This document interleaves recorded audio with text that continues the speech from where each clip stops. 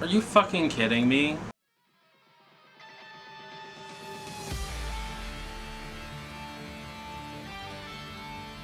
What is up, BookTube? It is Monty, and today I'm here to do the Black Booktuber Tag, and this was created by Mariama over at Reading Black. I will leave a link to their channel down in my description box, along with their Twitter, so you can follow them on Twitter, support them. They have been a long-time subscriber of me, which is why I feel so bad for getting to this, like, 2 months after they made the tag. But anyway, that out of the way, we're going to get into the questions. There's, what, 8 questions? There's 9 questions. They're numbered. I should be able to read. We're going to get through this together. So, without further ado, the first question is for me to tell you guys about myself. That feels a little odd to me because I've been here for a really long time. But I also don't usually talk about myself. We're here to talk about the books. My name is Monty. The government calls me Montgomery. You do with that what you will. I've been a reader since like 4th grade. My favorite book of all time is 20,000 Leagues Under the Sea, even though I haven't reread it since I was, what, like 12? What else can I say? I say that I don't like fantasy, but you know me, we review it a lot here on the channel. My birthday is this Sunday. Today's Friday, so this coming Sunday, the 28th, will be my birthday. Feels a little strange. We're doing this in quarantine, but you know what? I'd rather be safe and alive than out there partying it up.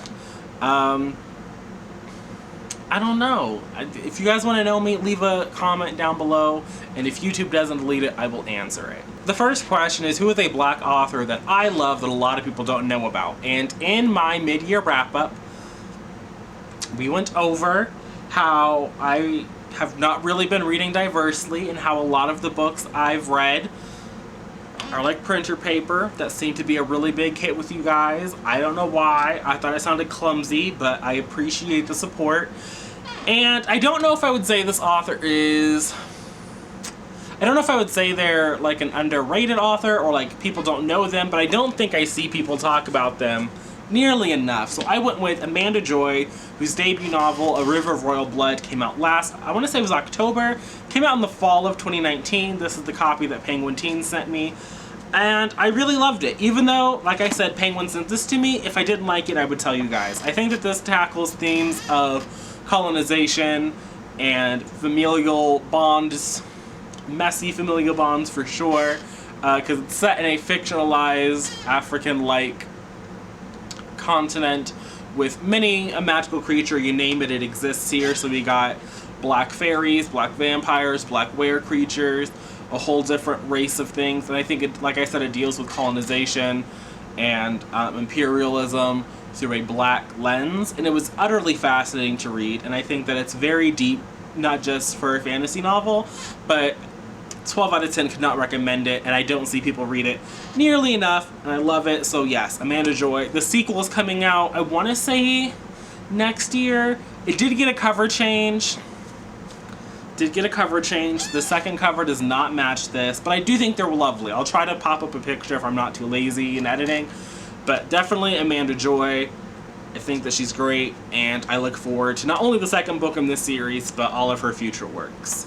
I didn't make these questions. The second question is to name my favorite book about the Black experience. And I feel like this would be an excellent place to plug some nonfiction, but sadly, I haven't read nearly enough nonfiction written by Black authors to do so. So I went with the fiction, and I did go with a sort of popular author, but I think I went with her less popular work, which I think is the better book. I went with On the Come Up by Angie Thomas. I think that Bree is a fantastic character to follow. It also helps that she has the gay best friend, Sunny. Just beautiful. I think this book is better than The Hate U Give. I think that this book is more Black joy than The Hate U Give, and I like this story more. I hope that Concrete Rose, which is coming out next year, is more like this than her other book, but definitely my favorite book by Angie Thomas, and definitely my favorite book about the Black experience. So the third question is to name my favorite book by a Black author, and this is a book that I did purchase. A haul is coming, guys. I bought a lot of books at the beginning of the month, but they haven't arrived yet, but a haul will be coming.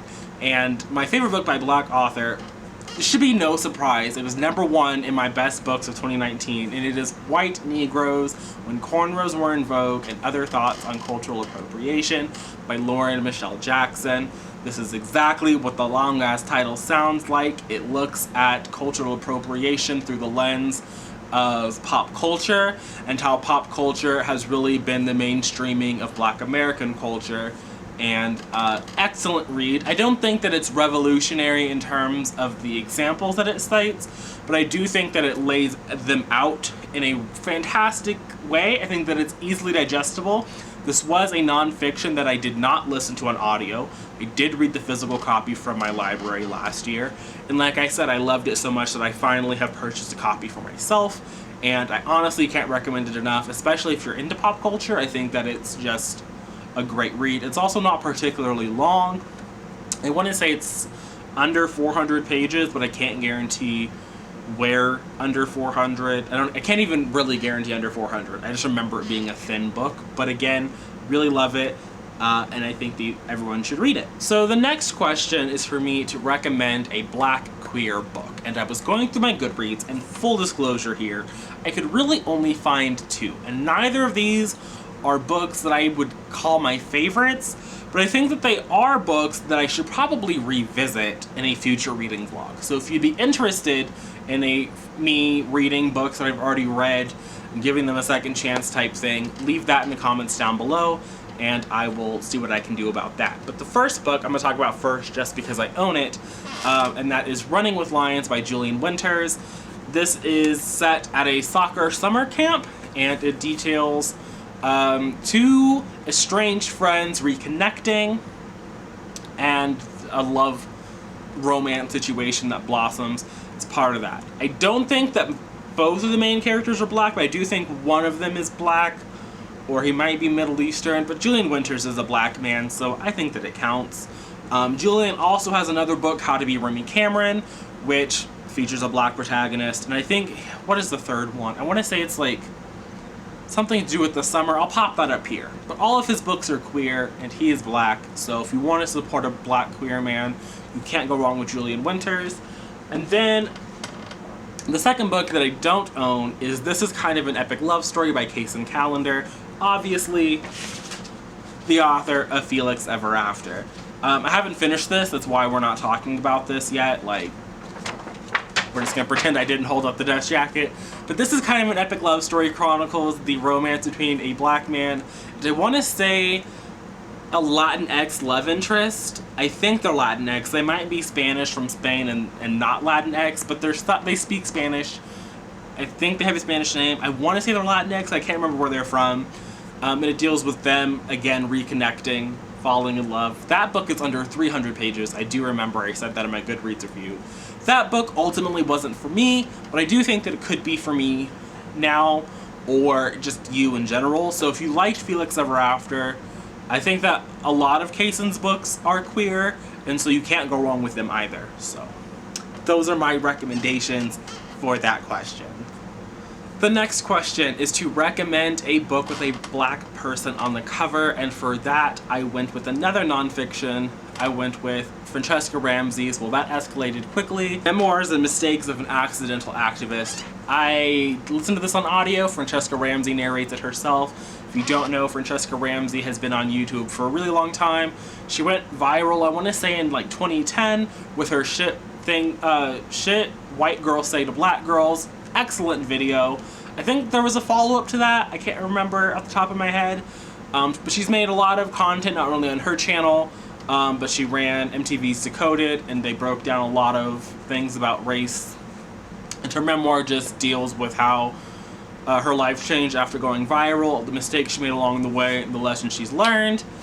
great book. I love Francesca Ramsey. I've been following her since I was in high school. I'm going to continue to follow her. I think she has excellent insights. I think she's funny. Even now that she's moved into more just a general entertainment space, I still think that she is just a good person, and I enjoy her, and I recommend her memoir. I think it's a good one.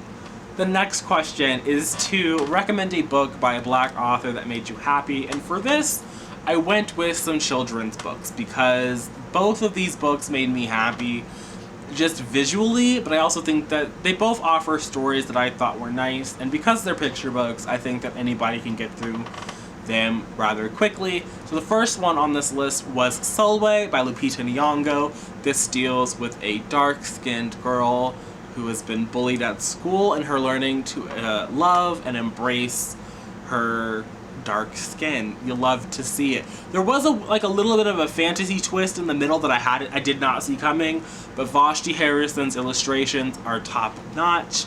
And then the second book on this list was Hair Love by Matthew A. Cherry, and this was the one that won the Oscar before, I think it was after the book, before the short. I don't know what the order was, but it is also a picture book. It's adorable. I think that Vashti Harrison also illustrates this one. And the woman she's an icon, a legend. You'll love to see it. She is the blueprint. So both of these, I think, offer really great illustrations. Hair Love is about a father and his daughter. He's trying to do her hair. And it's just cute. Like, it's literally just that cute. You'll love to see it. Father-daughter bonding. Mwah. Yes. So those are my two recommendations for those. I think that those made me happy. And again, they're both Black joy books. I mean, sure, Solway, there's a little bit of like, girl was teased, but ultimately she's accepting herself and she knows that she's beautiful, and that's what we love. You love to see it. Okay, so now I'm supposed to recommend some Black booktubers. Obviously, if you're watching my video, I think that a lot of us are uploading this video today, so I think you should obviously, in addition to watching the original video that's linked down below, go check out all the other Unfriendly Black hotties. But there are 3 people that I have recently found my way to, and I have enjoyed at least one video, but I think I've watched more than one of everyone here. I think so. I feel confident that I've at least watched 2 of their videos, and love them. I think you should all subscribe to them. 2 of them are really close to hitting that 1K mark, and let's get them to it. So, first up, I have Tasha from amaysnreads. I've watched 2 of her videos. I watched her middle grade recommendations video and her booktube newbie tag, I think it was. That sounds about right. I could be wrong. I'm exposing myself here. But yes, love her.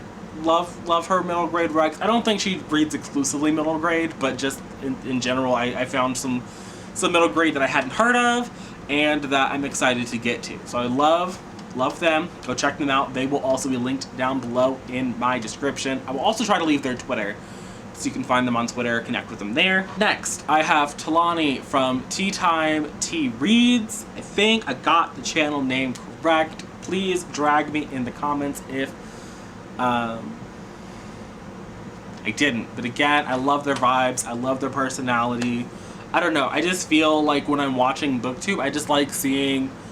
I like feeling that I know... I don't want to say that I know the person, but like if I were to meet them, like that's who they would be. And so I understand that it's really awkward when you're sitting in front of a camera and you're doing your thing, but I think that Tolani is a great person. I think that they have excellent energy, and I think that you should definitely give them some views. Next, I'm going to recommend Jalessa. Out here fucking up people's names. From the names Jaleesa. Again, I want to say I was watching their... I know I watched like their spring summer romance, YA romance books where they talked about Crave, and I want to say... What was it? I want to say it was one other... Was it The Summer I Turned Pretty? Maybe that was the other thing they were talking about, and they sold me on The Summer They Turned Pretty. Their mid-year freakout tag, I think I also watched.